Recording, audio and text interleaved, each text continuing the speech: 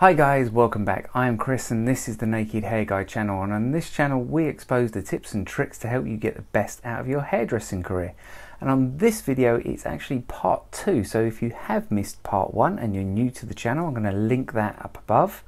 Why don't you hit the subscribe notification button so you don't miss any of my other videos. If you're joining me for part 2, then we're going to get straight into it and we're going to see how those colours eventually faded.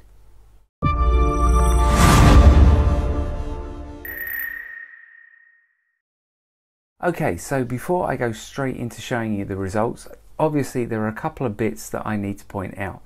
The first thing is that I was doing these on fresh swatches. So there were the pros and cons to doing them on fresh swatches.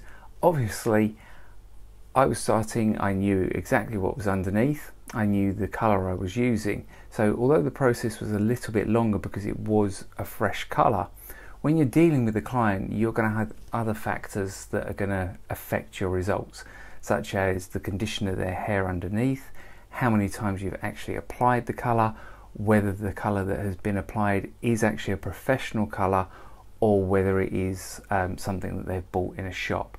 So there are many limiting factors, but what I really wanted to show you on this video was the fact that a true semi is going to come out if you just shampoo it.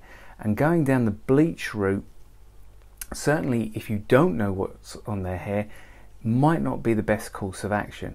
And secondly, that with time they will come out. So either you can do this process or your client can do this process at home. So let's have a quick look at those results. Okay, so as you can see, we have our control swatches.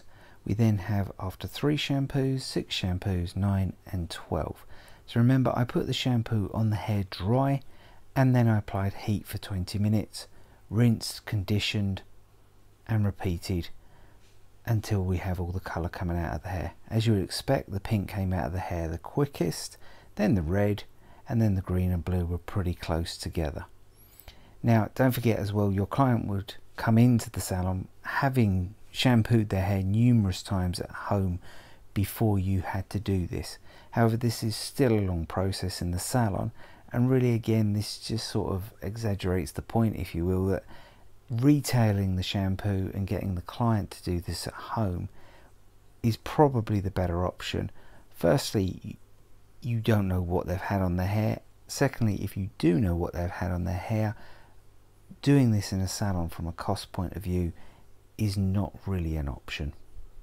Okay, so I hope they helped. I know in a salon environment you're not going to be able to practically do some of the steps maybe that I've told you, but certainly retailing a shampoo to a client to maybe do this process at home would be a good option. Firstly, if you know what's on their hair, they can do a lot of the work at home.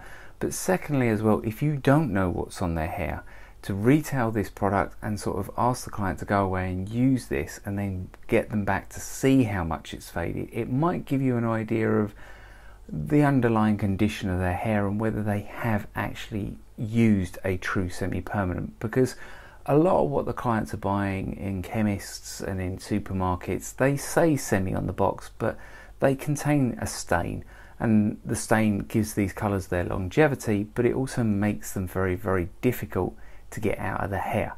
So I hope you've enjoyed the video. It was an interesting one and I've had a couple of comments that have made me think, so stay tuned. I'm going to have more videos coming up, and as usual, if you like, please like, subscribe and hit that notification button.